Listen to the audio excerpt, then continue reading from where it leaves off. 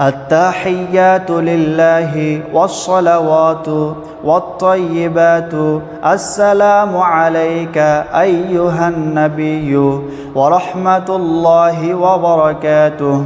السلام علينا وعلى عباد الله الصالحين.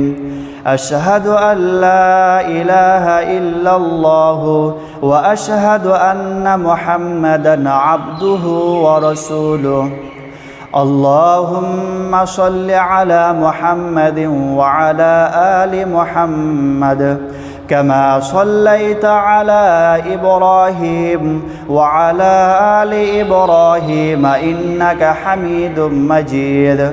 اللهم بارك على محمد وعلى آل محمد كما باركت على إبراهيم وعلى آل إبراهيم إنك حميد مجيد.